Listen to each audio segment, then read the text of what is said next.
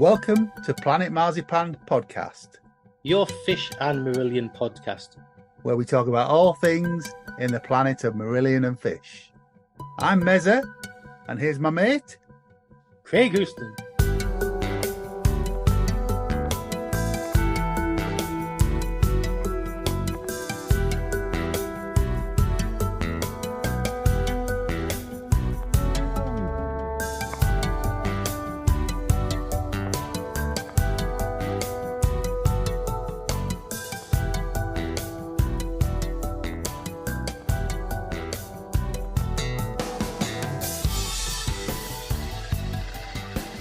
Good morning, and welcome to Planet Marzipan from Holland.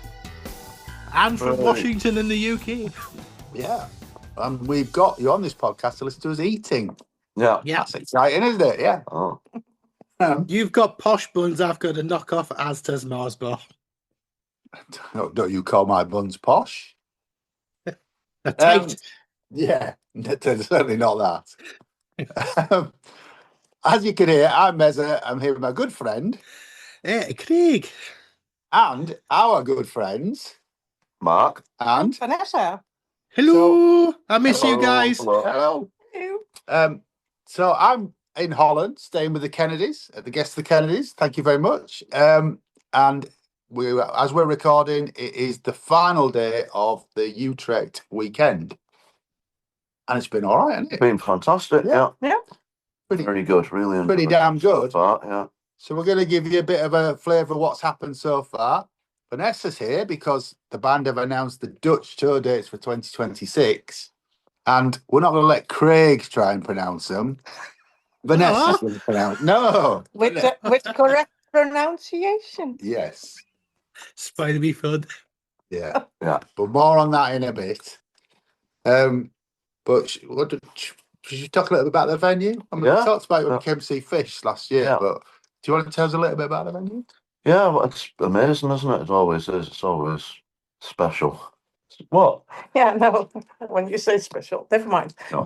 Continue. No, it's always it's Yeah, a great venue. It always sounds great. Still always get lost. Always get lost, yeah. Backstage can never find my way anywhere. But yeah. Lots of seats though, isn't there? Lots of seats, yeah, this time. The seats seem to be more in demand every time we go there. I wonder why. Well, people get older, so Yeah, some Marillion audience and yeah. But there isn't a bad spot There's in not. the venue. You get a great view wherever you're sitting or wherever you're standing, really. Yeah, there's not a bad seat in the place. What what was it H said the other night? Was it 17 rows or something? Yeah. 17 stories. 17 stories. 17 Yeah. stories Look, of people looking down at me from 17 I was stories. thinking of a way on how to insult the Dutch. Yeah. Again. Yeah.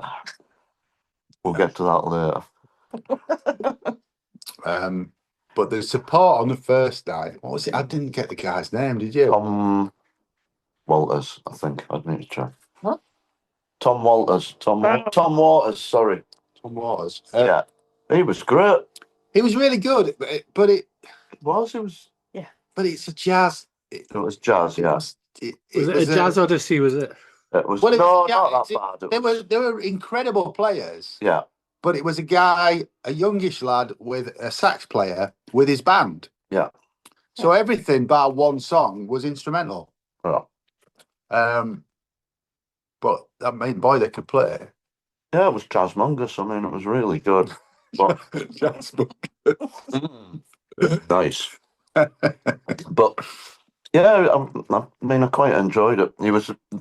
John was saying he's got to one song, didn't he? He says, "Anybody a fan of Lenny Kravitz?" And he said, "Well, this next song's a song about Lenny Kravitz. It's a tribute to It's a tribute to Lenny Kravitz, and it's called Lenny Kravitz." Thank you very much.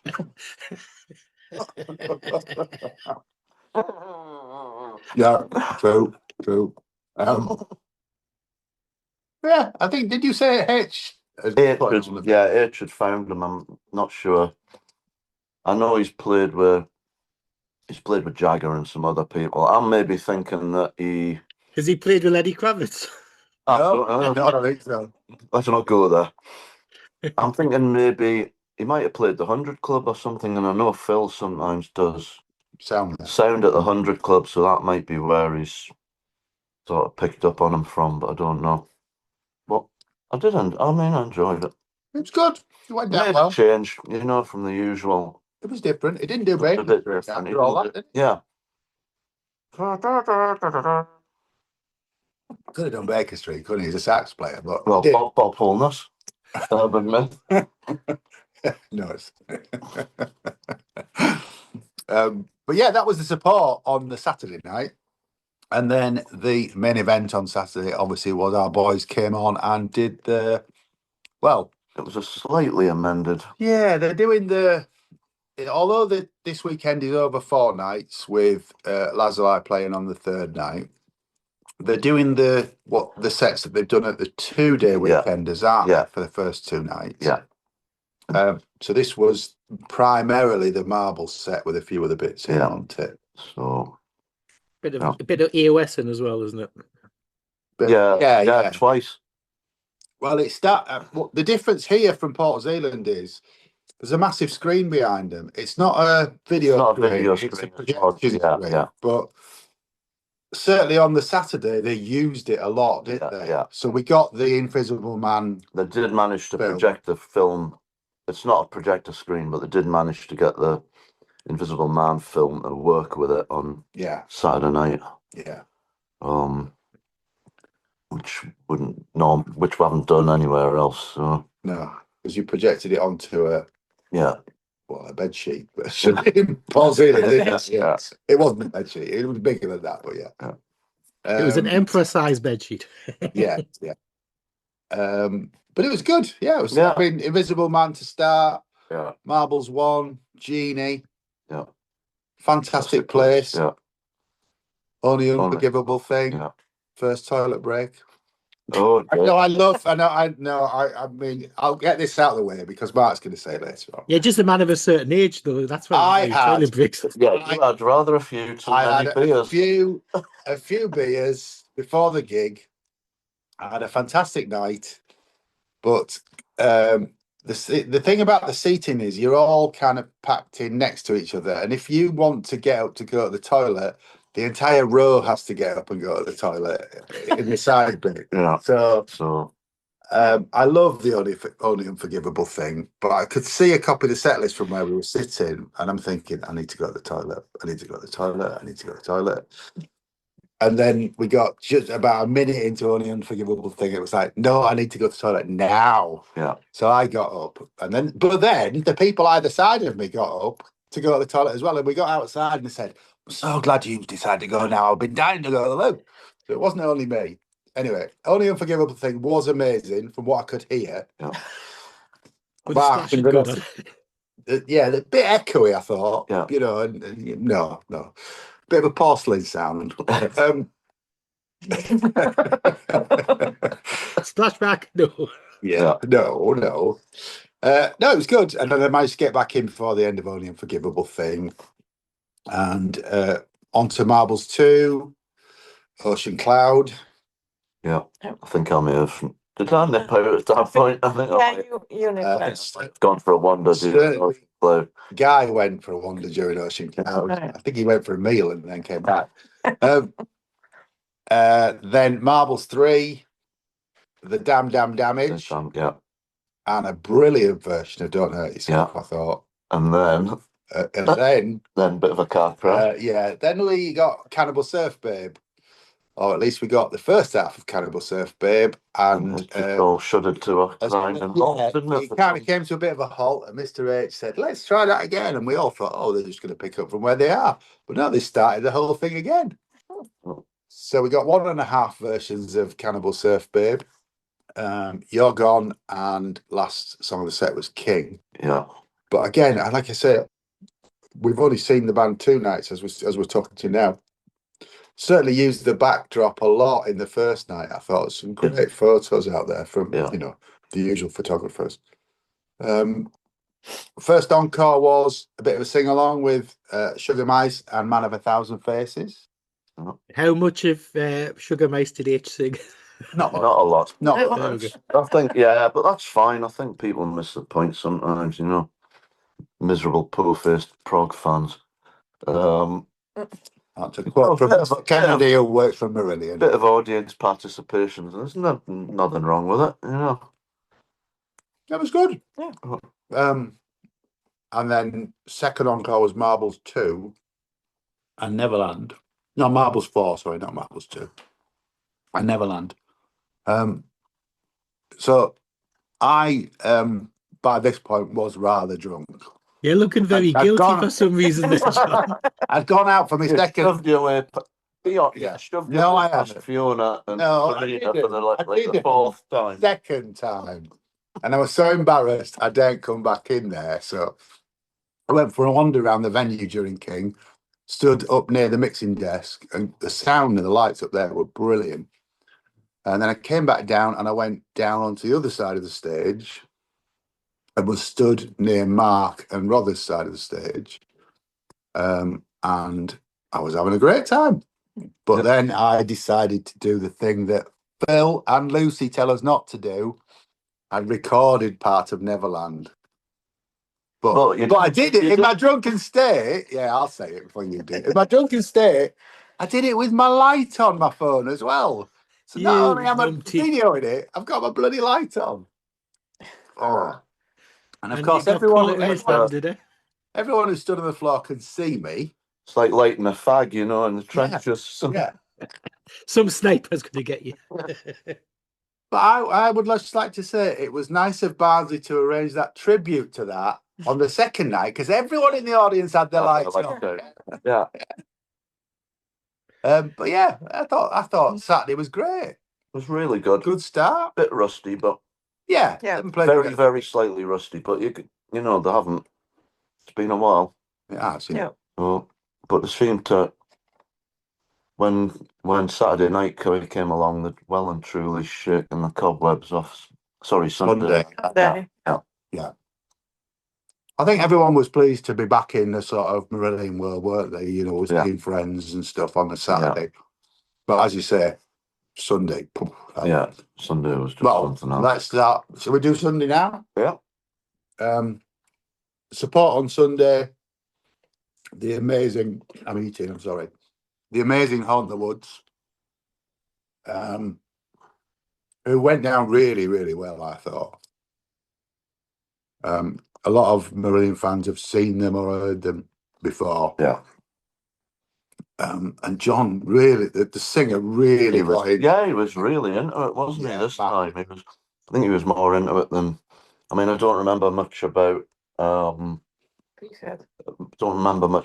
they played the tent at PZ. I remember the Adventure Factory. Yeah. Because we had a bit of an emergency in the tent. But yeah, I thought he was really on it. He was absolutely in the zone. Yeah. Yeah. And they went down really well. I think the crowd were really, really on their side. Yeah. And it was full. It wasn't you know, people didn't come in later on to see Marillion. The room was full to see them. Yeah. They finished their set, and then they said, we've got one more song for you. And they all climbed off stage. Yeah. Walked down into the back of the crowd and performed an acoustic song a cappella. Yeah. With extra percussion back, obviously. Yeah.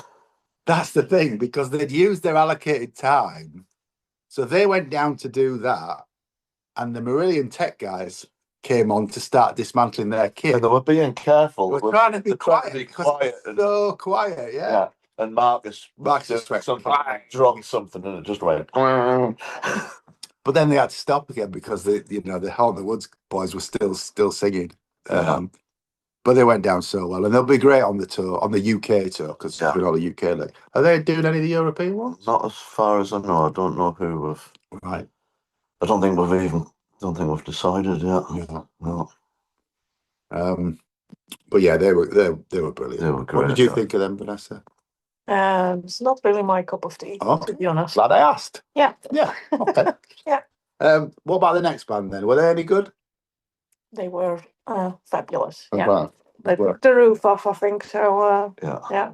No, that was probably one of the best. Yeah, I think so. Yeah. In a long, long while. Long time. Yeah. Although Girona, Sunday night and the second night in Girona was pretty good this year. That was, Yeah, I think that was maybe slightly better. It was one of the best gigs I've seen him do in a good 5 to 10 years, I think, the Sunday night. Yeah. Set list is, banger after banger. They started with Slange, into Uninvited Guest, Easter, Beautiful, and then Script. Yeah. Lots of grown men crying at Script, remembering, 1980. Remember when they had hair? Yeah, and they didn't need glasses, yeah, me included. Into a brilliant version of Season's End. Yeah. And then the hits. Yeah. Kaylee, Lavender. Proper version. Yeah, with Blue Angel, yeah. Into Heart of Lothian. Yeah. Where was the big ovation? Was that? That was at the end of the. Was it at the end of the space? Yeah, next track. Because he hit everybody in the whole of the world at the end. He hit it spot on. I could see Lucy was going. Yeah. Is he going to do it? Yeah. Is he going to hit? And he absolutely nailed it. Mm-hmm. Yeah. And then there must have been a 5-minute ovation. Yeah. The band didn't know what to make of it. The crowd wouldn't stop cheering at all. It was brilliant. Yeah. And then into your fave, Craig, Afraid of Sunlight. Wave and Mad from Brave, and then The Great Escape to finish the main set. Yeah. You're the favourite. You'd have hated it, mate. You'd have absolutely hated it. But then, again, even though I wasn't drinking as much, I needed the toilet by this point. This is a toilet podcast. Welcome to John's toilet tour of the Netherlands. Yeah. The first encore was Crow of the Nightingale. Yeah, it's Crow of the Nightingale. Absolutely crying my eyes out, yeah. The second encore was the New Kings. When did I go to the toilet, Craig? In the New Kings. Yes, I did. But I know everybody... Even if you didn't need to go. I love it, but I love it as well, but I'm like, I really like the... Why is nothing ever true? So, get to the end. It was great. The sound was really good because you could hear the plane go over the audience, couldn't you? Phil mixes it left to right. Does he? On the album, or right to left or whatever. Yeah, it was great. And then the second encore was a fairly loose version of 3 Minute Boy. Yeah. It was weird because it broke down, didn't it? It does the breakdown where Mr. H goes very quietly now and and normally he'll sort of direct the audience where he'll go quieter. But he didn't really. They didn't do any of that. But then they'd normally go from that into a really loud bit at the end. It ended at the quiet bit this time. But it was a really, really good show. Yeah.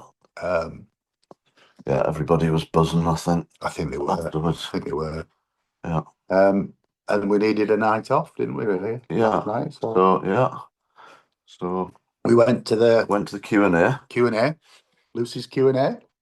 Which was interesting, wasn't it? A bit chaotic, more chaotic than usual.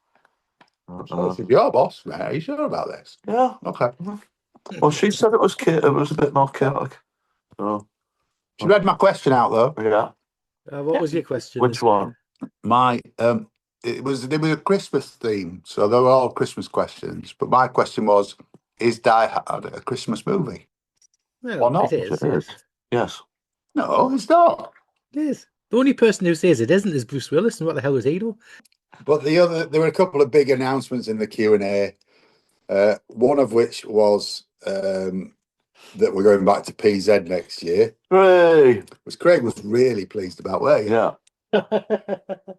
Well, we've been sitting on the announcement video that we recorded with Lucy since the start of October, which was supposed to go out in New Year's Day. Yeah. So I was quickly scrambling when she announced it on stage. He messaged us, so I was straight on to edit the video and get uploaded. So that was that was the big news, I guess, wasn't it? Well, that and the Dutch tour, which was announced at the same time. Yeah. And I'm sorry, listeners, I know you really look forward to Craig's pronunciation of European tour dates, but This time We thought. we'd get Vanessa to pronounce the Dutch tour dates in the right way. Yeah, she can actually speak Dutch. Yes. Yeah, so you might have to put subtitles under these then. Right, vrijdag 16 oktober. Parkstadtheater in Heerlen. Zaterdag 17 oktober 2026. Mezza Theater. Sorry, the Mezza Theatre. Ja, in We've Breda. got to go. They named the theatre after me. Maandag Yeah, 19. they do that when the people are dead. I hope you realise. So It's not long, is it? Maandag 19 oktober 2026. Muziekcentrum in Enschede. En dinsdag 20 oktober 2026. Oosterpoort in Groningen. Oh, even more. Thursday the 22nd of October. 22 oktober. Muziekgebouw Eindhoven. And that's it. There we go. Really? They're the Dutch that's a little bit better than I would have done it. Yeah, just a bit. Just a little bit. A bit. Much more professional. Less insulting. But as I understand it, there may be more European dates to announce. Yeah, I think there's a few more. Right. Okay. Watch as and when. Yeah. But that was last night, and then tonight is the last night of the weekend. But Mark Kelly has said they're going to play some stuff they haven't played for a while. So I've got no idea what's going to happen. Okay. Oh. Interesting. But yeah, but we'll find out in a few minutes because we'll record something after. Yeah, we'll record something when I get home. Yeah, we'll get Mark and Vanessa back on. Record something in the car. Oh, we could do, yeah. Could do, yeah. We did that for Fish, didn't we? Yeah. Managed not to drive off the motorway. Well, I'll be driving back, so that will. Yeah. But yes, I think that's where we are, isn't it? Yeah. How was your weekend? Chop chop, busy, work, bang bang. Okay. Building beds. And wrapping mattresses, yes, back to the old school. Okay. Well, yeah. So I think that's it for now, isn't it? Yes, and we'll be back in a couple of minutes to add to it. Yeah. Have I missed anything? Don't think so. No. I mean, the bar in the venue and the new layout's a few people have said the new layout of the venue's a bit weird. Confusing. Because the bar used to be, as you came out the hall, there used to be a massive bar all along one side of the wall, and they've sort of taken that away. And now the merch used to be next to the cloakroom. Now it's slightly further along on the other side, but it's like a custom space now. It's much nicer. But I've just got to mention the cloakroom because Andrew Barnsley Wood knows I'm a big fan of the cloakroom here because it's only €2 for an item. €2. €2 for an item. It's good value for money. So did you see many of the usual suspects and get accosted by many of our listeners while you were there? One or two people have come up and said nice things about the podcast. I think the difficulty is because everyone wants a good spot in the venue, people queue for a long time here. So, there's obviously, we're sat here now. What time is it now? 12, just gone 12 o'clock. There'll be people queuing now. Yeah. So it means that we haven't had a chance to sort of catch up with as many people as we might have. Plus, we're not staying in Utrecht. We're out at Mark and Vanessa's, which is about an hour away. So we've seen some people, but maybe not as much as we would on a normal weekend. But it's cool. It's cool. Yeah. But it's been lovely to see those that have come up and said nice things. Quite a few Planet Marzipan t-shirts around on Sunday. If you were planning to come to the meetup and you didn't make it, I totally understand. 6 o'clock with doors opening at 7 probably wasn't the best idea. Open slightly early as well. But we were just trying to avoid Mark's meetup, which was on Monday, so that's why I did it. But now we've got chance. If we get tickets for Port Zealand, we could maybe do something over there. Yeah, you get some new t-shirts. Yeah, we do. We need some new t-shirts. We're speaking to the Merchy Mike on Saturday night, wasn't I? Mark's going to undercut them. Yeah. Actually, I could get you them from M&E. He probably He does get them from M&E. yes, so. he probably Gets them get from M&E, so. bastard. So yeah, he does. Yeah, there's all our trade secrets out. But yes, yeah. If you want a t-shirt, there are still one or two left in the OG Planet Marzipan t-shirts, but there might be a new t-shirt in the new year. Watch this space. Anyway, back. We shall leave us now and then come back with us. By the magic of television. By the magic. Timey-wimey, wibbly-wobbly. Anyway, thank you very much, Mark. Thank you. And Vanessa. You're welcome. And Craig, back home. Yeah, all by myself. I've got that with you. I've got 3. Yeah. All right. We'll see you again in a minute. Yeah. Cheerio. Okay. So it's a few days later. Oh, it's a week. Yeah. No, because it's Tuesday. So the Tuesday hadn't happened this time last week, had it? 6 and a bit days. Yes. Anyway, we're back to tell you all about. Yes, in Craig speak, by the miracle of timey-wimey. Wibbly wobbly. We're here to tell you about the last day of the Utrecht weekend, aren't we, Mark? Yeah.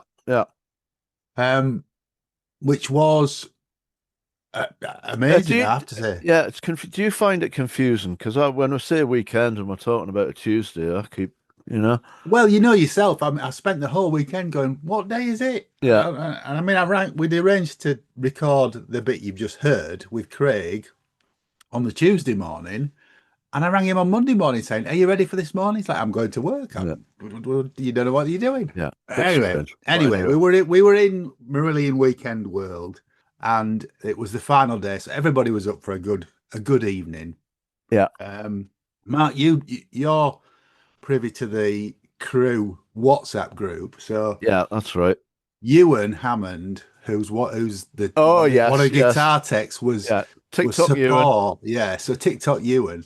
But you'd seen all the messages during. Yeah, the day. They were mercilessly winding them up all day. But when it came round, there were a lot of them were standing watching them to support them when it came round. So so that was really nice. But they were winding them up something rotten with these click tracks and all that stuff. There was some photos of the mixing desk with, I think, the click track. What else was it? Yeah, all he had put on the monitor desk. He'd put tick left, talk right, click, auto tune, and fuzz box. So, but yeah, they all stuck around and stood and watched them. And do we think he was nervous?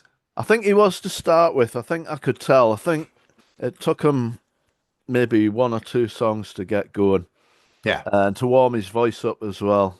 Yeah. But when he got going, he was great. He's got a great manner on stage and all. Absolutely, he talks, he was really good. So, you're right. I mean, as the set went on, he started off sort of singing behind the mic and then he grabbed his mic he was playing with, he borrowed H's pink Telecaster. Oh, he did, yeah, I forgot that, yeah. Yeah, so he was and then he would grab his mic and go for a walk while he was. Well, that's it. The first couple of songs he stood behind the mic, and then as his confidence grew, he went to the front of the stage. Yeah. And then he sat down for one song as well. In one song, he sat cross-legged about a foot away from the front row, and staring just sang at them. Yeah, he was absolutely brilliant. So his set list is on Setlist FM. So excuse me, Ewan, if this isn't correct, but this is from Setlist FM. He played 9 songs. First song was Parasocial, then Hideaway, then Guessing Game, then an amazing cover version of the Doobie Brothers' What a Fool Believes. Yeah. Left field or what? Then a song called Hello, ? Your World, DX7, Hope is a Habit, and Never Have to Be Alone was his last song. Yeah. And you thought it was a bit 1975, some of it. Did. I mean, I haven't said this on this podcast before. I am a fan of the 1975. I've seen him a few times with my daughter in concert. I really, you either get Matt Healy or you don't. Yeah. And some of his just ask Taylor Swift. Yeah, well, yeah, I don't get her in that way. Don't get him in that way, but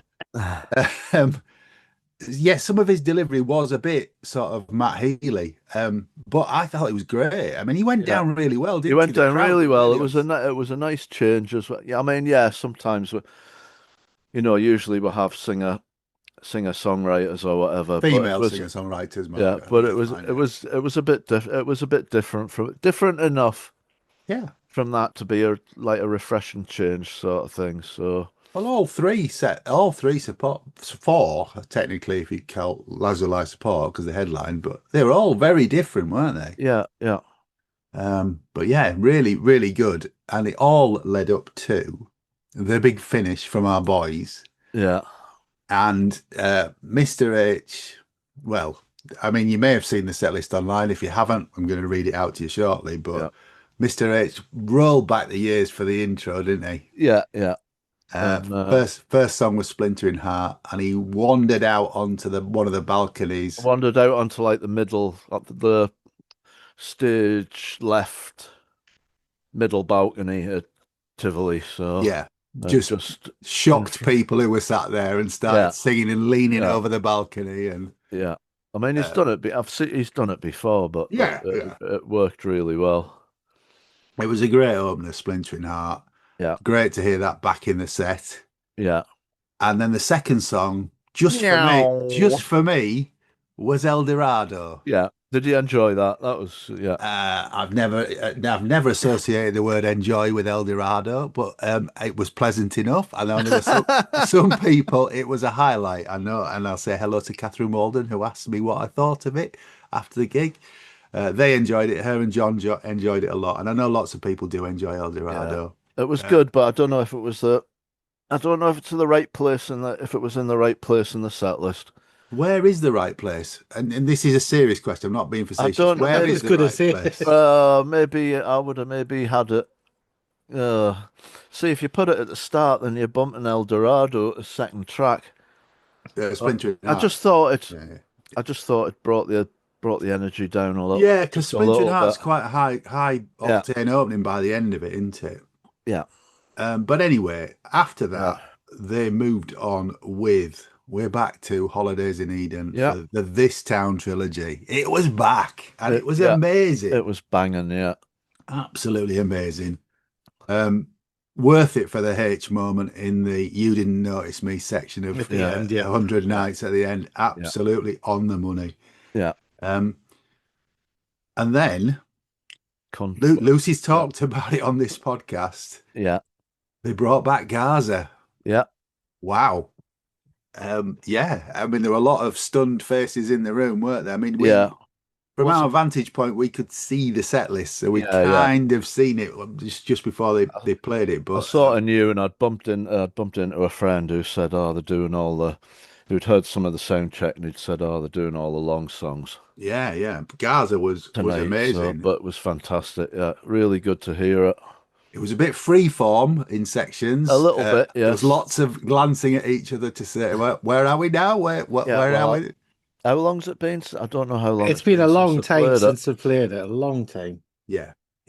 I mean, it was great to see it back in the set, and it went down really well. Yeah, go on. I think this was when everybody started crying because I had our friend Oren sitting next to us. He started crying during Gaza. The next song, me and Vanessa were just in bits, and then the one after that, everybody was away as well. Absolutely.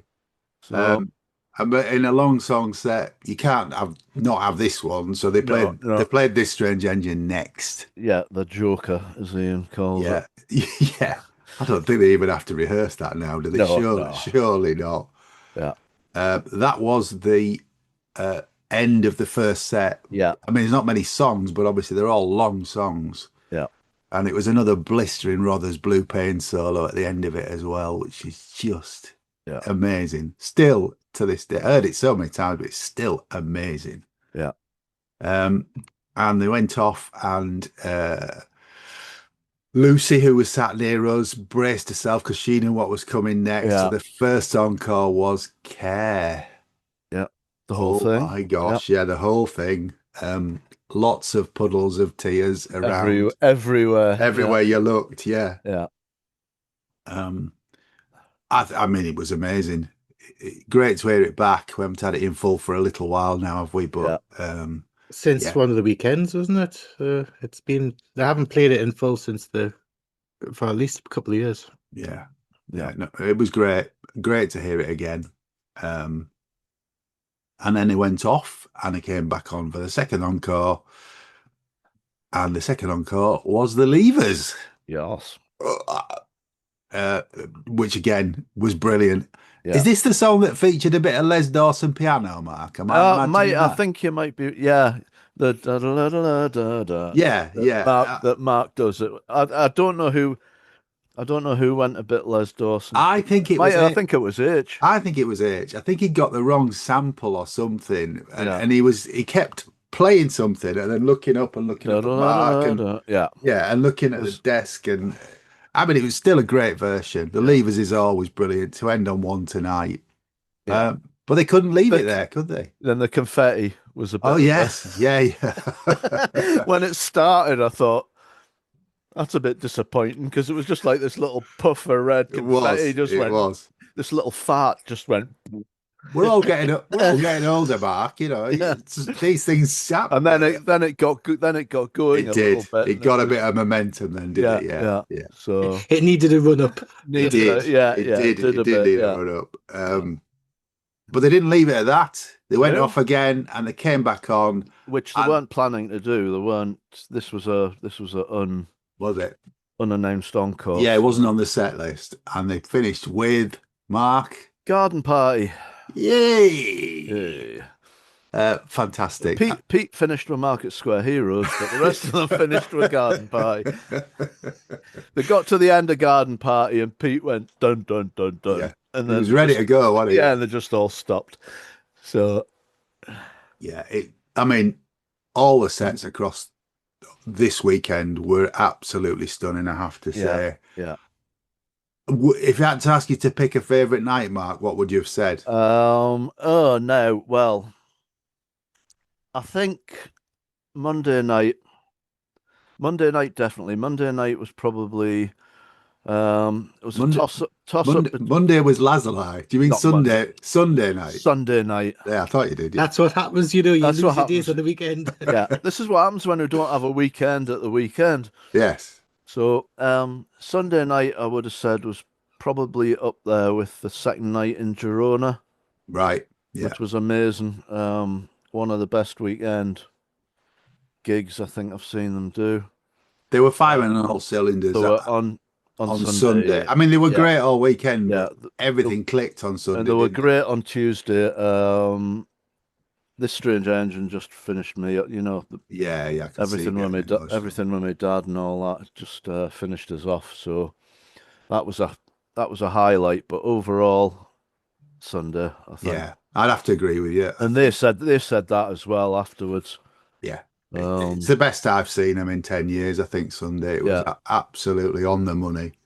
I could when they did the space, I could just see, when H hit that, everybody in the whole of the world near the end of the space, you could just see. If you look around, you could just see everybody's jaws dropping onto the floor. Yeah.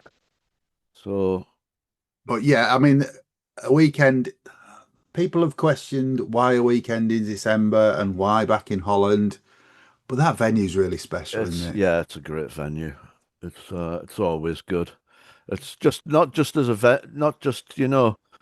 front of stage, but backstage as well. It's always great. Yeah, they're so helpful and so well organised. And I think the fact that it's location, lots of people were staying in the hotel, which was nearby, so. We were staying out at yours, which was sort of an hour out, but there was a lot going on in the bars and stuff. It was a great weekend. Yeah, it's a good location. There's like you say, there's plenty of hotels. It's only, like an hour's drive. So. Yeah. And there's quite a nice bar in the venue as well. Yes, a very nice cafe in the venue. We had dinner on Saturday night and Sunday night. Yeah, really good, really good. And Utrecht's got, good restaurants and stuff as well. We had some cracking, you had two of the best burgers you've ever had in your life, I think. Not on the same night, but yes, I did, yeah. Yeah. Where was it we went to? Surf and turf. Surf and turf, and what And was it? beers and barrels. Yeah, Yeah, fantastic. highly recommended Yeah, if you're in Utrecht. Well, it's just a shame that they've not put the venue on for the tour next year No, no. so far. So it's a bit of a shame for folk. Breda has sold out. Apparently, Has it? Sold out yesterday, so that's one gig sold That's out good, already. isn't it? Yeah. But yeah, a great way to finish the year with the band, and then Mr. H, as we'll talk about with somebody else, has gone off and done some bloody H Natural gigs, hasn't he? So that's why we've pushed it into three episodes, this review of the year, because the band have done so much in December. But I want to thank you and Vanessa, Mark, for no problem, your hospitality. It was brilliant. Always a pleasure. And next time we'll have a proper bed. Well, I hope. Yeah, the airbed was all right. It was okay. Yeah. And thanks for pushing all your Lego to one side, so I could actually be there. Did Ginger come and visit you or not? She did, yeah. Ginger and Lola. And Lola had some nice walks with Lola. Had some great walks with Lola, and Lola knew I was a soft touch for when we were eating. Met the other puppies as well. Did, yeah. No, it was really good. And you were missed, Craig. You were missed. Yeah. Even though we spoke to you on Tuesday, you were missed. Would have been nice. People were asking me, I just want to say, if you were at Utrecht, I have to apologise. I would have to say that Sunday at 6 o'clock wasn't the right time to do the meet up for Planet Marzipan, because everyone was in the queue. I mean, we've got some photos, and thank you to Trevor Burgess for taking those. We'll put those up on Facebook when we get them. But yes, apologies. I tried to pick a day and time when we would be in Utrecht, and it wasn't the same time as Mark's, because I knew when Mark's meetup was going to be. Worth saying, I mean, by the time this goes out, the podcast I'm going to talk about will have been out for a good couple of weeks. But the latest Corona Diaries has all the band on with H talking about care, and it's brilliant. So well done to Ant and H and the band for that. It's well worth a listen. If you've not listened to Corona Diaries recently, just dip into that one, because they do talk about care in great detail. I think you've heard it, Craig, haven't you? Yeah, it's just over an hour and a half. It's a banging episode, so it's not like Ant to let the episodes go anywhere near just over an hour. Bless him. Getting into your territory, isn't he? Yeah. But yeah, it's really good, and we've already said it on some Facebook forums, but we want to send our love to Paul and Sanya at Beyond Pod as well, who've announced that they're stopping for a little while, but we want to send our love to them as well. Yeah. Big hugs and kisses. Yeah. Anything else about the Utrecht weekend, Mark, that we haven't covered? Not that I can think of. No. Oh, well, I want to desperately thinking, but I don't think there's anything. I also wanted to thank Lucy, who was a big help and has been a big help to the podcast all year as well. As of all our guests, including you, Mark. Thank you very much. Thank you. Haven't been on as much as I would like, but no, you've been a bit busy though, haven't you? Yeah, we can maybe do next year. We'll put that right next year, definitely. And we need to get you on Planet Music as well. All right, yeah. Okay. Anyway, that's it for Utrecht. I'm not going to wrap the episode up, because I think we're going to talk about Mr. H now, aren't we, Craig? I do believe that's the plan. That's brilliant, Mark. Thank you. Cheers. Well, that's how Utrecht was. And at the end of that week, Mr. H played a couple of gigs at Trading Boundaries in England on the 12th and the 13th of December. And we've invited one of our friends, Gary Page, back onto the pod. Hiya, Gary. Hey, John. How you doing? I'm good, mate. Good. Nice to see you. And Gary's here to talk about the Friday, the 12th of December gig at Trading Boundaries, aren't you? That's right. Yeah, I went to that one. I didn't go to the Saturday. No. Just one's enough. Could you talk a little bit about the venue? I've never been, but I've read a lot about it. Oh, it's hard to explain really, but I'll give it a go. It's quite local to me. It's up in a place called Fletching in mid Sussex, and it's essentially a kind of old kind of house. I don't know what era it's from, but inside there's a shop. They sell kind of paintings and furniture and knickknacks, and then you go through. There's a restaurant and a bar area, and it's very as my friend said, it sounds like it's prog heaven, because on the Roger Dean, who does the Yes artwork, is connected in some way. I can't remember how he's connected. Does he have a shop there? He's got buy his artwork. It's like an art gallery upstairs. Yeah. You go upstairs, and all his artwork is on the wall and displayed. So I think you can buy all that stuff up there. But they're absolutely lovely people. There's a guy I wish I knew his name. I can't remember his name. He's got a ponytail. He's always on the front door, and he's always, oh, hello, welcome back to Trading Boundaries. And they just seem really lovely people. I can see why H goes back, because it's just really welcoming. It's in the middle of nowhere. But Yeah. if you have to drive there, but it's worth it. And for me, it's, as I say, it's 30 minutes up the road, the A22, and I'm there. So it's perfect. I think that's the issue for me. I've looked at trying to go, but it is literally in the middle of nowhere, isn't it? You'd need somewhere to stay. And Yeah, I think the nearest travel lodge is about 10 minutes, but you still got to drive. You can't walk, because you'd be going down horrendous country lanes and all kinds of things. But I'm personally glad that H plays there, because it's local to me.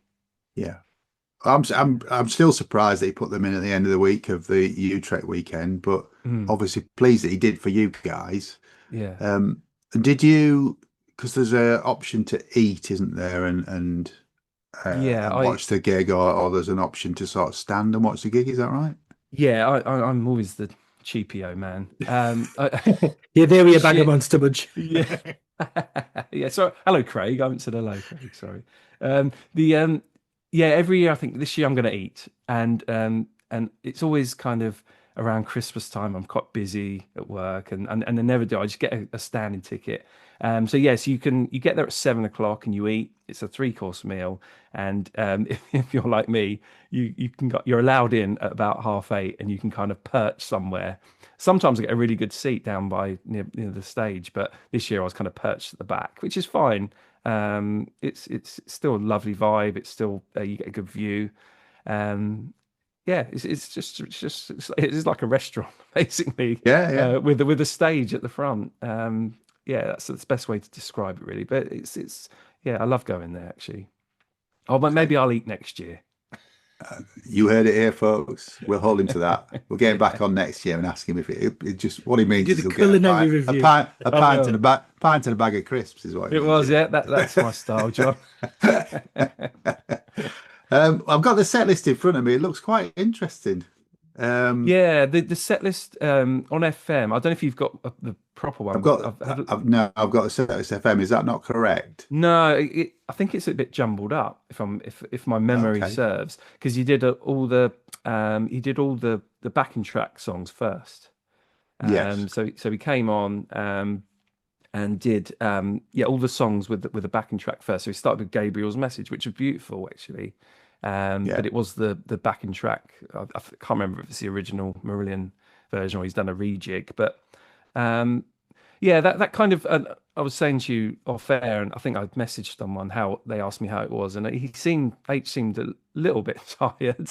And as we know, Tuesday night he was still singing his heart out of Marillion. So it's a big deal to then come to Mid Sussex and play a little intimate solo show. As I've seen so many H solo gigs, and I did love the backing tracks, but it kind of lost a bit of charm because he didn't do the usual chat, explain why I'm here, then do a song just him and a piano. He went straight into Gabriel's Message, and then the first half of the show was all backing tracks. If memory. Do you think that's because he thinks people now get the format and why it is the way it is? Maybe. It can't still have a huge tax bill, surely. That can't be. Oh yes. Well, so it seems like he's actually putting more effort into it with the organising the backing tracks. But I do think that just me personally, I do love just hearing him scramble around. Ramble. Yeah. Yeah, and he played Ashes to Ashes and House. Yeah, he did a version of that with the backing track, which was great. And it was nice to hear a lot of the Ice Cream Genius stuff was with backing tracks as well. Yeah. So that was pretty much the first half. So what is this correct then? So we go Gabriel's message, Ashes to Ashes, House, You're Gone. No. So it's all out of whack then, is it? It's all out of whack because I'm pretty sure Really Like was with backing track, and Red Kite, which I've never heard before. That was in the first half because that was the backing track. And he said he was hoping that Richard Barbieri was going to come, but he didn't. He had something else on. But I think they were going to play that together. And it was all. Yeah, I think the set list on Setlist FM is a bit scrambled, but maybe in my mind scrambled. So what, Burning Inside You, was that in the first half? I think so. Yeah, because that was the backing track as well. Yeah, and that was great. I'm trying to think of things. I was expecting to hear Acid Rain, but it was really nice to hear Burning Inside You with that kind of brilliant crescendo. It's early morning. It's early morning. Crescendo, yeah. That's the one. But it was, that was great to hear. And then say the second half, it was kind of piano and voice. So Nothing to Declare, was that in the first half? See, I'm going to doubt myself. It definitely was, because I'm sure Once in a Lifetime was earlier. I'm going to say it was in the first half. And I'm going to confidently say that this is out of order. Okay. The Setlist FM one, but it was I say it was great, the backing tracks, but the second half, which we'll get onto, he played a song that I've been waiting for him to play forever, and he scrambled a version of it. Didn't kind of work out fully. It's actually not on Setlist FM, so this might be a bit of an exclusive. I'm completely in your hands here, Gary, because having not been there, I was working this is very dangerous territory. Tell me he played anything here. Anyone that's listened to my radio show will know that my Wikipedia in my brain is a bit scrambled, but it's he definitely played this song.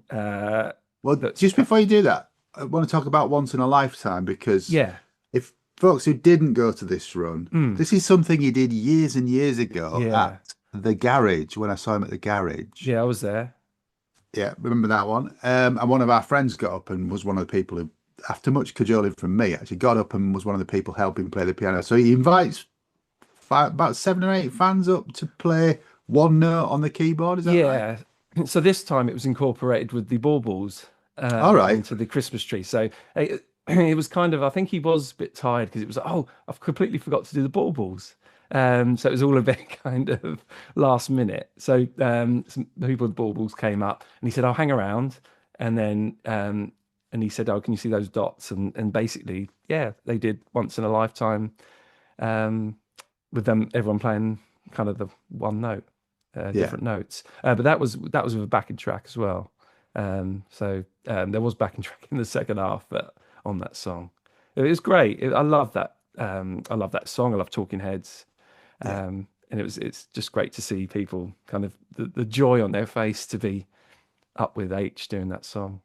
It's nice to see him bring that back, and he seems to have played that across the 4 gigs, so that he seems to quite like that interaction again. And it's a good way of getting people involved, isn't it? Yeah, because it was, as I say, it was a bit with the backing tracks, it was a little bit kind of a bit more structured and less sort of random than normal H gigs. It's strange. I was listening to SPQR this morning, and he makes a point in the first half of that about talking about not having much time because there's so much going on, and I think from what you were saying earlier, you really like the freedom he's got where he has a vague set list, but he can go off in any direction. And obviously these things with all the backing tracks take that away a little bit, don't they? Yeah, they do. Yeah. I guess the second half was a lot freer, but the first half seemed structured. And there wasn't. I'm trying to think back now. It's 2 weeks now. There wasn't much chat in between the songs either, really. Not that I can think of, but which I love as well. I mean, we all listen to his podcast. I could listen to him talk all day because he's just. You listen to him read a cereal packet, because we've all done that on the podcast, haven't we? In Dutch, yeah, or a list of something. But no, yeah. I mean, we're all in the same boat, aren't we? Otherwise, we wouldn't be listening to this podcast or be on the podcast. We love him. He was my childhood singing crush. So and it's still that way. So just to hear him talk about music or talk about life, it's what we love, really. But I thought that was kind of sidelined a bit. So you built it up then, Gary. What is the one song that you wanted to hear him do? So I love a band, and it's because of H, because he appeared on an album. And when I was a kid, I was going out to buy all the stuff that H had appeared on, the Europeans. I bought How We Live in about 94. I found it on vinyl. And I found out he'd appeared on There's Infected album. And I was like, wow. So I checked that out, and it's this incredible piano and piano solo as well. And I became a fan of The. I love them. I go and see them live now. And all because of H, really. And I thought one day I'm going to shout out, play Heartland, but never had the confidence. And in the second half, someone shouted out Heartland. And I was like, because I know he played it on the podcast at the end, and mentioning the names of the subscribers. And he goes, and he started playing it. And I was like, he's playing Heartland. How was it? Kind of, it was a bit rough and ready. He was scrabbling around, but just to hear him find his way around the kind of the intro, and then he played, I think, the first verse and the chorus, and he was like, I've forgotten it, and everyone was like, keep going, and then it was like people, and I was like, yes, keep willing him on, and he remembered the second verse, and he got to the this is the 51st, we have the 51st state of the USA, which is the kind of coda at the end. And it was just amazing. And I know a lot of people there might not have kind of known what the song was, but for me personally, it was like finally seeing him play a version of a song that got me into another one of my favorite bands. Really? So so, and he obviously nearly joined the before he joined Marillion. Thankfully not. Otherwise, we wouldn't be talking about him now, would we? Exactly. And I probably wouldn't have known they're there either. So it's a weird kind of the way it's a sliding doors moment, isn't it? So, but yeah, to see him do Heartland was amazing. So brilliant. Yeah, that was worth being there for that alone. Place a ticket, Luna. Yeah, there's some other covers. So I don't know which half these are in. The Nine Inch Nails song "Hurt" that Johnny Cash covered. Yeah, I mean, this might be incorrect. He played it. He played it solo. It might have been at the end of the first set, or it might have been early on in the second set. But it was kind of in the middle. But it was it was really powerful. And it's a powerful song, isn't it? And I'm trying to think if I think I've seen him. I saw him do it at Oxford once. I think that's been sort of in and out of the actual set, hasn't it? As the next song, which is one of my absolute favourites, Peter Gabriel's "Here Comes the Flood." Oh yeah, I actually I'll send you. I only got a little bit of video. I sent it to my friend Jean-Luc, who lives in Paris, massive Peter Gabriel fan, and it was just just beautiful. It's always beautiful. I think he still scrabbled around. I think that might be the one where he kind of said, "Oh, I'm not going to carry on," but he kind of persevered and was scrabbling around a bit. But it was just and he got to that end where his voice kind of goes into that higher register. Yeah. Oh, yeah. Incredible. I've seen him do that and have a couple of goes at the Lord bit, where it goes up an octave as well. Yeah. But it was worth seeing that as well. He finished with a Christmas song, presumably. Yeah, he finished with "Have Yourself a Merry Little Christmas," which was a nice way to go out. And it was a bit. I must apologise to our good friend Mike Barton. I was a bit ill that night, so I kind of rushed into the venue before H came on, and I rushed out. So I didn't get to say hello to Mike, but I could see him in the distance selling his merch and being a legend. Yeah, full effect. He'll have been in full effect. It's, It would have been in full effect. some nice new long sleeve t-shirts he was selling as well. Yeah. Oh yeah, yeah. I didn't. As I said, I didn't really have time to look, but yeah, it's nice that Mike's doing his thing. Yeah, it's great, and he really enjoys it. Yeah, yeah. You can see. I mean, we were saying earlier. It's the passion, isn't it? It's people are passionate about the band and H and the other members. So you're always going to get people that are dedicated to you because it's a kind of it's a give and take, isn't it? And Mike and Helena have been in Utrecht as well at the beginning of the week, so I don't know how he does it. I mean, I know I'm so jealous. As you know, I work in a school, so I just can't do it. Can't make it. I can't make you Port Zealand as well. My mates want me to go to the End of the Road Festival. I can't go because of school. Not that I want any sympathy. You can ask for sympathy, Gary. Yeah. He just wants a lot of you wins what he wants. Yeah, I want my cake and eat it. But yeah, have we mentioned Red Kite as well? I don't think we have. You did because you said he was hoping Barbieri would be there. Oh yeah, sorry, yeah, I can't remember if we mentioned it earlier, but yeah, that was lovely. Yeah, really, really good, and actually, it made more sense seeing it live as well. It had more of an impact, I think, having not heard that album for a while. Yeah, it's not an album that really hit with me, if I'm honest. No, I mean, we were reviewing no. it. I'd have to go back to it and listen again. Yeah, A bit like Colours Not Found in Nature as well. I can't say I really played that a lot, but yeah, It's some of those albums that we're going to have to do a deep delve into in Yeah. 2026, I think. that'll be good because people like me and you will have to go and revisit them, and yeah, it'll be good. He did Wish You Were Here as well by Pink Floyd. did he? Yeah, yeah, that's on the list as well on Setlist FM. But yeah, and I'm not a massive progger, but I do like a bit of Pink Floyd. But that was beautiful. The guy standing next to me was like, when he finished, he was like, "Wow!" Yeah. So Well, I think that's the on- reaction. On the day the 50th anniversary edition was released, he played that. Yeah. Then. So yeah, He's on trend, aren't they? Because they're number one. So they are number one album. Yeah. So yeah, that was great. partly responsible for that. Gary, you won't be surprised to know. No, You've got I'm sure you've at least multiple got them. Yeah, versions. he's got them at least from number 3 to number 1 with him at his book. Oh, I'm just having a look through. He did, yeah. Faith was beautiful. Yeah. I wasn't expecting to hear that. And Wrapped Up in Time. Just it's on piano with just voice is. it's a great Yeah, song, Wrapped Up lovely. in Time. Oh, yeah. Andrew Barnsley Wood's favourite Marillion song. Yeah, it's one of those that kind of you listen to it first time and it kind of passes you by, and then over time it does become one of those songs that you absolutely love. I think as we get older as well, Yeah, it makes more sense.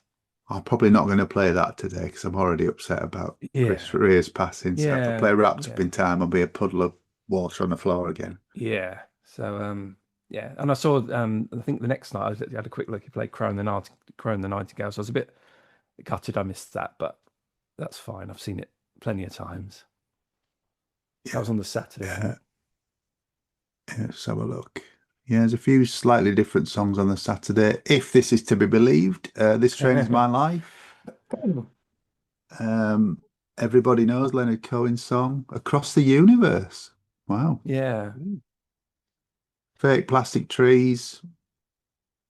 Yeah. And H It's did in a say- very different order. Sorry. Yeah, and on his podcast, he did mention that he thought Friday was a bit flat. Not flat, but not as good as Saturday night. Which for people that went on Friday night like me, is always a bit kind of, Yeah. Okay. He's got your money now, Gary. He's already got your I money. know, so- yeah. But as I say, I think he was a bit tired that night. Maybe traveling down and maybe had a kind of good night. And then Saturday night he stays over, doesn't he? So he probably felt Yeah. better on Saturday. I'm not wishing Yeah. to make excuses for him. But it's still magical, and I say worth it for Heartland. For Yeah, me personally. Well, I'm glad you got to see that, mate. And it sounds like you had a great night, even if Mr. H was a bit tired. It's now Well, everyone become else did, yeah. Yeah, it's now become a sort of Christmas tradition. I hope he keeps it going. Yeah, me too. But yeah, obviously, I make no disrespect to Oxford, but it means I don't have to go 100 miles to Oxford. It's great that he did them, and obviously that's, listeners, why you've got a third episode in this review of the year. I'd be interested to hear about Oxford, actually. Well, we haven't got anybody that went to Oxford, I don't think so. But really? Coming up, we've got some people that were in Liverpool. Liverpool, cool. Yeah. But thank you very much for coming on to the podcast, Gary. It's now 2026 as this is going out, so we wish you all the best for the new year. Yeah, Happy New Year to you guys as well. I'll see you this year, won't we? Well, yeah. Plus, you're going to be on, Yes, you're going to be on soon when we cover the Yeah. Holidays in Eden singles. Oh God, the gateway into Yeah. Marillion for me. Your gateway drug into Marillion. The single have covered my eyes. I've still got it in the loft. I'll dig it out for that podcast. That was the gateway. That's the golden ticket. Oh, well, you can hear all about Gary's route into Marillion very soon when we do the charting the singles from Holidays in Eden, folks. Anyway, thank you very much, Gary, for joining us. Thank you, John. Happy New Year. No problem. And to Cheers, you. mate. Happy New Year, Craig. Happy New Year, mate. And now let's talk about Liverpool. Okay, so that is Gary's summation of the first Trading Boundaries gig, but we're welcoming two familiar faces back to the podcast to talk about the last night in Liverpool. So we welcome back Felicity Pryke. Good evening. Hello. Hello. How are you? I'm well, thank you. Good. And we welcome back Paul McMillan. Wasn't so. How Hi, are you? Paul. Yeah, how are you? You well? I'm good, thank you. Yes. Good. Well, thanks for coming back, both of you. When we recorded earlier, it was this morning, fact fans, we had a problem with the Setlist FM setlist, and I understand that it's the same for the Liverpool gig. So after the Trading Boundaries gigs, H played the following week on the Friday and the Saturday. The Friday was the University Church of St Mary the Virgin in Oxford, and the Saturday, the 20th of December, was Liverpool Metropolitan Cathedral Crypt Concert Room, which has become a bit of a regular haunt for him, hasn't it? Yeah, I think, I mean, it's the third time I've gone in a row, I think. Third year in a row that I've been. It's an incredible space, isn't it? Mm. Yeah, it's very beautiful. Beautiful. It's very evocative. Yeah, it's quite nice and small as well. You get to see quite well. And did he have the setup with, was a tree? Was there a tree? Did he do There was baubles? a tree. Yeah, good. He remembered baubles sometime towards the end of the gig. Okay. And I purchased them last year. We got one specially made that had H on it and snow inside it. Yeah. And he never invited anybody to come up to the tree. So actually, at the end of the show, I ran after him and said, look, and he went, oh, damn, I forgot. So, yeah. Okay. Well, Gary talked this morning about these sets being slightly different because the amount of backing tapes that H is using, it's a little bit more structured and a little bit less free form than maybe H natural shows of previous years. Would you agree with that? Yeah, I think it's still, and certainly with it being the last night, there was still a sense of anything could happen. But he is structuring them by and large with the backing tracks in the first half and then taking a break, and then the second half being a bit more piano vocal based. It didn't entirely go along those lines in the end, but yeah, I think that's its basic structure for this tour. Okay. Well, I'm gonna ask you guys to lead the set list because I can read what's on Setlist FM, but if it's not correct, there's not a lot of point. Don't think so. I'm trying to pick out the ones that had backing tracks on them. Well, is the first track, was it really First like? track is correct, yes. Right, okay. It Which is obviously really a backing like. track, isn't it? Really like, yeah. And then Ashes to Ashes, which was the Trevor Horn version. Oh, right, cool. So he kind of talked the story about how he first got invited to do Ashes to Ashes and recorded it all. And then Seal came and recorded it, and Trevor Horn was like, Seal's done it and it's really good. Sorry. So H kind of put this in as I'm reclaiming this for myself version. You know, it's his vocal version of it, yeah. Cool. And then Setlist FM says Cage, but I don't think Cage was that early, was it? I suspect someone's just written down all the songs they could That remember. they can remember, yeah. Certainly, I think Cage was in the first half. Yeah. Did he say at one point, "Oh, I might not do it"? I think House was next. Yeah, 'cause he made reference to Pete Travis's bass, didn't he? Yes, Yeah. That's I'm right. pretty sure House was quite early on. Yeah. So with House, is he using the band backing track, would you say? I don't think it's the full band backing track. I think the way he's doing it is because I was there in a small group of people, and there was a bit of a sense. I'm not sure I entirely like this backing track thing, and I think a few people agreed with that. I don't know what Paul's opinion is on that. It's nice for a few occasional tracks, but sometimes it feels a little bit karaoke. I can see where you're going with that. Actually, there's an element of him just sort of being sat there, isn't he? And he's not playing. He's not even playing piano. And yeah, Just literally triggering the track at the beginning and then just singing along to it. And I think for the first couple of songs, and the Ashes to Ashes felt a bit like that for me. But then he did House, and I was like, well, I'd listen to this all day long anyway. I think what he's done with House is he's kind of programmed a new drum track and the synths. So he's not lifted it directly from the original. Yeah. But then he has used Pete's original bass on it, because he basically said it was too beautiful not to it's a key element of the song, isn't it, Pete's bass? Yeah. So I suspect for most of these backing tracks he has recreated them. So they're not just, it's not just karaoke. Pick and lift, yeah. It's not just karaoke. But yeah, that was a kind of a bit of a feeling amongst our group, was we enjoyed the second half a lot more. He seems to, I mean, now you've raised it, there's certainly a lot more backing tracks this year than last. Last there was only a couple, I think, wasn't there? And maybe he's doing that to refresh the format. I don't know. I mean, he's been doing it for a long time now, hasn't he, this format? And he's brought back an old favourite, which we'll get to shortly, which he used to do back in the garage day. But you also got a slightly different European song, didn't you? You were all expecting Acid Rain, and he pulled out Burning Inside You. Yeah. I don't know too much of the European stuff, so it was good. No, it was a welcome favourite, I think, that one. I've heard him playing it before when previously I think he used to play in St. Bride's Church. Yes, Liverpool. yeah. I remember coming there. He did a sort of just a piano version of it then. So it was quite nice to hear.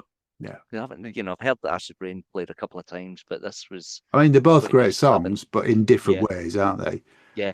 Exactly. Just a point about St. Bride's. It's always bloody cold in St. Bride's, isn't it? Yeah, it's a bit warmer in the crypt. For a church, it's quite a nice ambient temperature. I didn't mention the temperature earlier, but it is. And the crypt has the benefit of the Barton Bar as well, doesn't it? It does, yeah. Shout out to Jessie on the bar. Was Jessie running it again? Yeah. She does a great job. So working through, did he play Working Town in the first half or in the second half? He played that, but I can't remember if it was in the first half. Did he close the first half with Working Town, perhaps? That's what it was, yes, because he said, "Oh, we'll do away with that," and he stopped playing the backing tracks at that point, and then brought out and just played Working Town on the piano, didn't he? Yeah, I think he wasn't going to do it then, but he did. He did it just before he left for the end of the interval. Yeah. Now I can hear for his shop change. Yeah. Did he talk about Doncaster again? No, he didn't. I don't think he did, because like I say, I think it was a bit off the cuff. Yeah. I suspect he would have done it in the second half anyway. Yeah. But it was almost like I was going to go off, but actually I fancy playing this first. And I've seen set lists where Drive was at the other end of the gig, but Drive is listed next. Was it in the first No, half?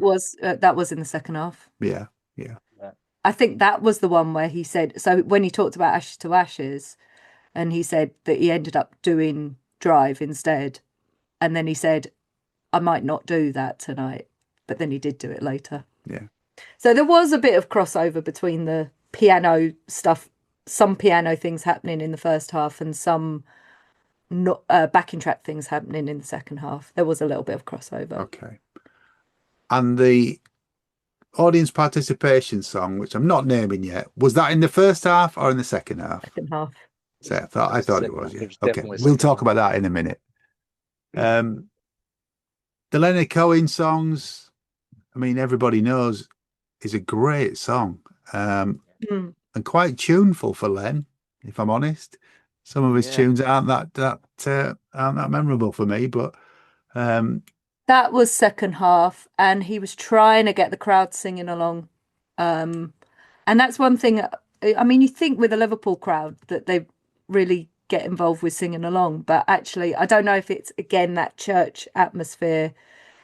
It's one thing I've noticed about the H Natural gigs since they started, I guess over the last 15 years or so, is there's less of that audience participation happens nowadays than there was in the early days. I think it depends on the venue, but it does depend on the venue. Certainly, I think we were both at the Cavern. The Cavern Club, where it completely went off the rails because he couldn't get anything done. And that was raucous, wasn't it? You need somewhere between the two, don't you, really? Yeah. Yeah. So, I mean, there was kind of a murmuring of the chorus as he was singing along. Kind of like trying to, like, it'd sing the first Everybody Knows, and then he'd be like, kind of craning to kind of say, now it's your turn, sort of thing. Do you think some of that is because although it's a lovely venue, some of the audience are quite a distance away from him, aren't they? Yeah. Yeah. That might be a factor in that. I was quite near the back. So you perhaps hear less of anyone projecting forwards if you're behind everyone. Yeah. And also, you might have had a crowd who don't particularly know the song very well as well. You know, it's not like he's trying to get like the crowd along to sing something like 3 Minute Boy, where you'd have the roof raised off, you know. Yeah. I tend to agree with that as well. I think he'd chosen it, and obviously and thought maybe more people within the audience might have known the song itself, but yeah, I must admit, I know it from a Don Henley cover, so I don't know it from Leonard Cohen, but Don Henley's covered it, so that's, you know, it works for me. It was the weekend that the 50th anniversary edition of Wish You Were Here was issued, so he brought out the title track of that, didn't he? Yep, that was the second half. Yeah. Anybody singing to that? There was a little bit. I was singing along to it. Yeah. So was I. That was just a piano based one, so there was no backing on that. It's a bit weird one as a piano. Yeah, it's a guitar song, it's isn't it? Such a guitar song. So I'm not 100% sure it works, but maybe that's just because it's very different to the original. Well, the band have got a history of loose versions of Wish You Were Here, haven't they? Stranger by the Minute. Going to a town, Rufus Wainwright. He likes to pull out a bit of Rufus now and again, doesn't he? Yeah, I don't know that song, and I'm trying to remember it. No, I'm not a fan of it. I could recognise it if he played it, but I couldn't tell. I couldn't sing it to you now. Paul, was that just a piano? Yeah, it was just a piano. It was just him and a piano. It was in that sort of section of him doing sort of Wish You Were Here, you know, in amongst those cover versions, and then, you know, obviously he did Everybody Knows, and then did the Crow and the Nightingale, and then followed on with that, and then Wish You Were Here was somewhere else, so within that sort of like small period of things. Actual piano, yeah. Crow and the Nightingale did have backing track. But was he playing as well or not? He was playing as well. Yeah. Jennifer Rothery was in. Oh, was she? Was it Jennifer? Or was it? Yeah, I think it was Jennifer was there. And that's very strange because Steve was there the night before. Yeah, no. Well, he said because he'd lifted the guitar solos off. And he kind of said, "It's good job." He said, "I haven't asked brothers whether I can use this. It's a good job there's no one from the family here who might tell him that I'm using it. So Not a voice from the past. was It that was voice from the later. past, or was it? Yeah. Oh, you might be right actually. Maybe Crook Yeah, was. I thought he just played it on piano, but a voice from the past definitely had the backing track on it with, yeah. You're right.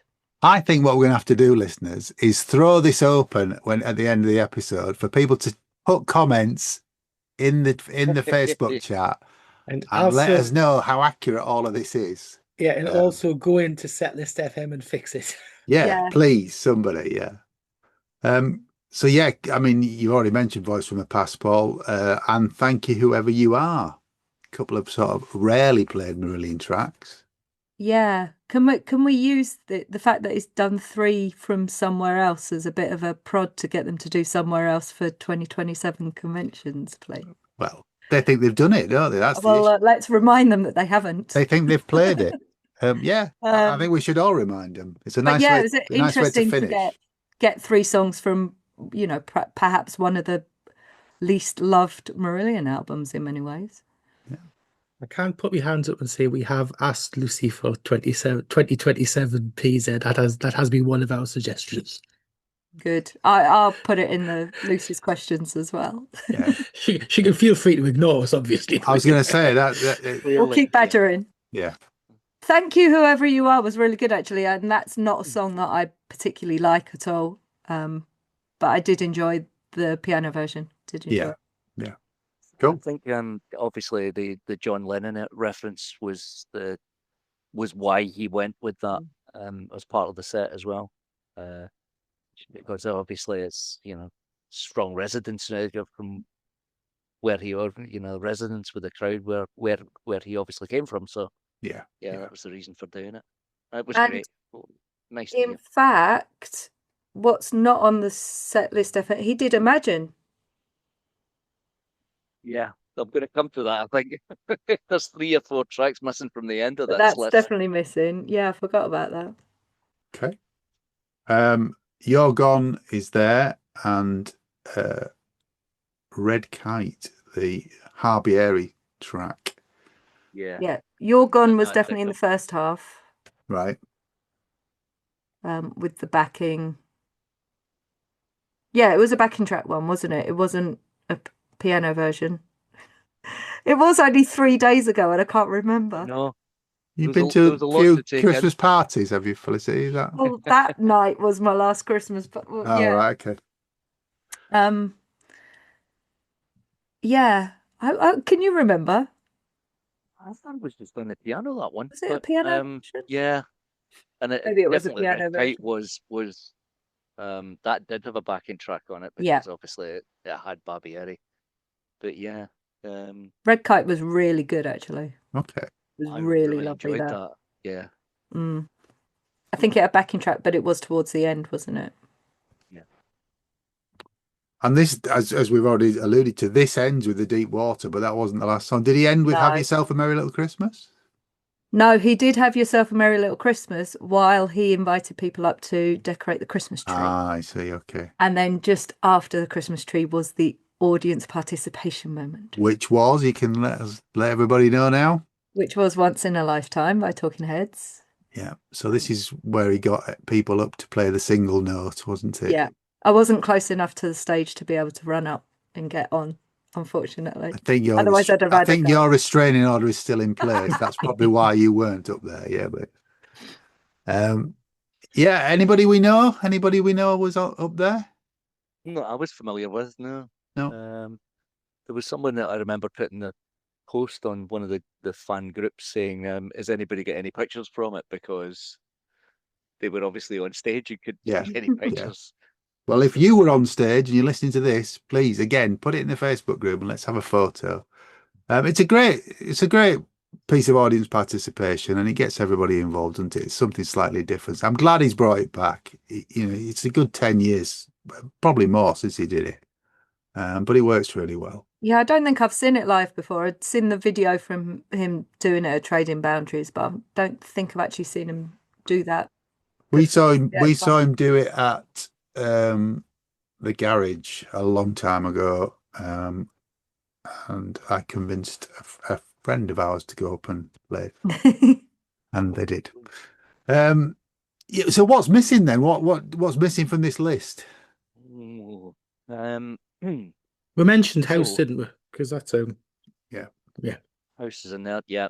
The There was deep water as well. basically, I Deep think- water, but I'm sure deep water was earlier.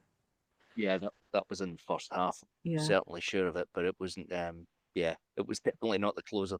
But what happened was that he went off stage at the end of the set, and then came back on, and then at that point, but obviously it was like a rabble with people shouting for different requests. And he played Imagine, where that was actually lovely from where I was sat. I don't know how It you was felt, actually, yeah. Felicity, but there was a sort of people singing it, but singing Yeah. it quite low. Yeah, it was a It kind of almost- it was again al- that murmur. yeah, that sort of murmur, but it was almost like him, sort of the way it was being sung. That was lovely. He played Imagine, and then it went into Afraid of Sunlight, and then Life on Mars to close. Oh, brilliant! Yeah, Afraid of when I Sun. looked I at think my someone watch- shouted for Afraid of Sunlight. And he kind of played that kind of first opening, and then went into Imagine, and then he went back and did Afraid of Sunlight. Yeah. Right. He talked on the Corona Diaries about the first night at Trading Boundaries not quite having the spark that the second night did. How did you feel the crowd and the atmosphere were in Liverpool? There was definitely he felt lifted by the crowd. He made mention of that when he after he played the first couple of songs. That he said that that he felt that he was going to get. There was a lot of energy coming from the crowd, and that he said he thought we were going to have a really good night. So yeah, and when I just was making reference to when he came back on stage for those last three songs. When I looked at my watch, it was 11:20. Yeah. Wow. So What time did he come on? He came on. What time do you think he came on? Doors I never looked were- when I saw him. Doors were a little bit later than advertised. Doors were 7:15, and Yeah, then yeah. doors to the main hall were 7:45. Yeah, I think round about that time. Yeah, so maybe about 8:15 did he come on? There was an interval. Yeah. Interval was about half an hour. Very good. And he hung around afterwards for photos and Yeah, he did signatures. quite a long signing session. Yeah.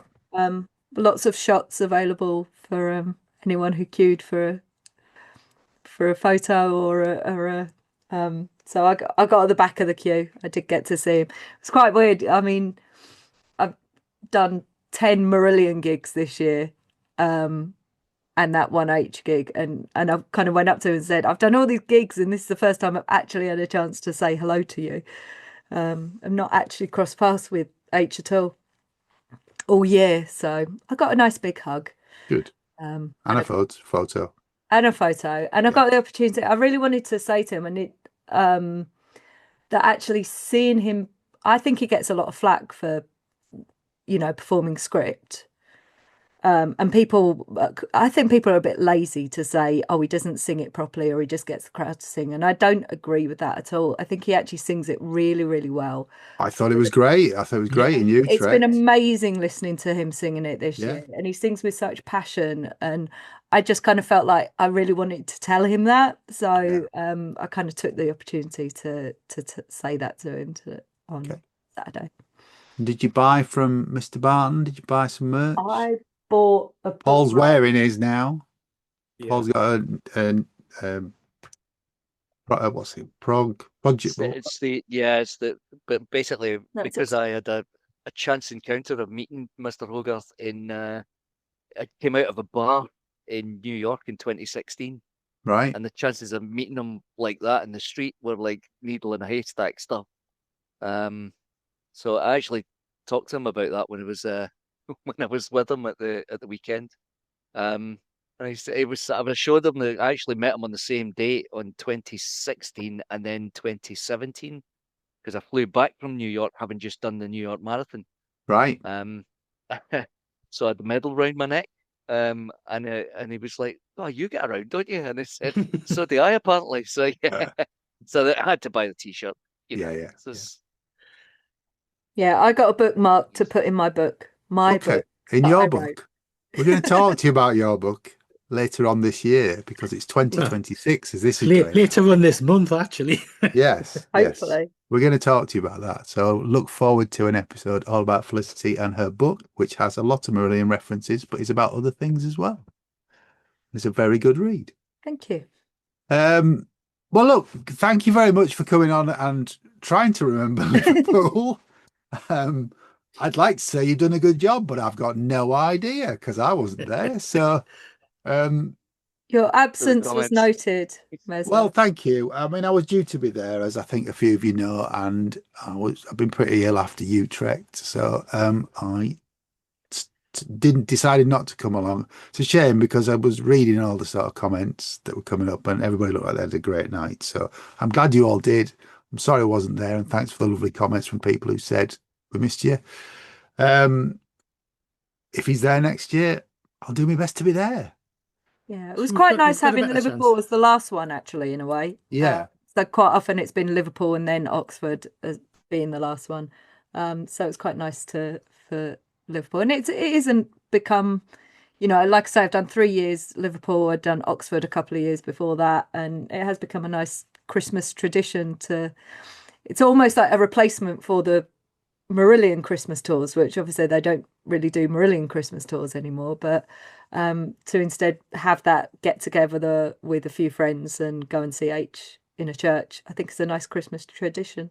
Yeah, it's a lovely venue, as I'm sure the Oxford one is. I've never done the Oxford one, but again, the guys that go to the Oxford one regularly really enjoy that as well. That was a new venue, wasn't it? Oh, it was. Yeah, there was Yeah, it something was. about parking, wasn't there? And there was an issue with that. But yeah, but yeah, it's. I was surprised. I think I said this earlier on, so forgive me, listeners, if I'm repeating myself. But I was really surprised that he put this in. Certainly, the week before, the same week as Utrecht. We talked earlier on about maybe that might be why the first Trading Boundaries didn't have the spark. I'm sure he must have been a bit jaded from the traveling, tired. and the 3 gigs he'd done the weekend before. But hey, he did, and that's why we've got a 3-part review of the year, folks. So the Busy band did December. so much in December, yeah. But we want to thank Felicity for joining us again to talk about that. Pleasure. Happy New Year. Happy Have New a Year. great 2026. And thank you to Paul as well. Thank you very much. Thanks for having me on. Don't be daft. You're more than welcome. And Happy New Year to you, sir. Happy New Year to you. We've got lots planned for this year, Craig, haven't we? We do. We can't do too many spoilers because only a few things that we could actually say so far. Because we do have up and coming quite soon, as we mentioned earlier on this episode, the Holidays in Eden chart on the singles, as well as the Internal Exile chart on the singles. They'll be around about January, February. Felicity, we'll have her back on to talk about a book sometime later on in this month. Hopefully the Web UK guys will going to have an episode of them, and there's just loads. Yeah, we're getting the Web UK back on to talk about the 2-level membership of the Web UK, so the physical and the digital. So when they've worked that out, they'll come and talk to us about it. But yeah, lots more planned. It's going to be a big year for the band. Obviously, Derek's going to be a bit quiet this year, so the band have got the German tour and the UK tour and the European tour, and then of course Pompeii in summer as well. So lots. hopefully We've a new also album. got Maybe a new album. Felicity. New album. I wouldn't put your money on it if I were you, but that's just me. Yeah, the new album will have the .com deluxe. We'll have the H Ice Cream Genius deluxe. There'll be the rest of the picture discs from Warner's. And the next batch of Marillion vinyls, which Mr. Kennedy was talking to me about when I was over in Holland. So they're coming, Seamus. Look out for them. And another hopefully a secret project. Ooh, but we'll see. Ooh. A secret project? Yeah, you know what it is. Do I? Yeah. I've forgotten. I've slept since then. Anyway, All that remains to be said is thank you very much for listening. Take care. Stay alive. Ta-ra. Thanks for listening to Planet Marzipan Podcast. Please like and subscribe from whichever platform you get your podcasts from.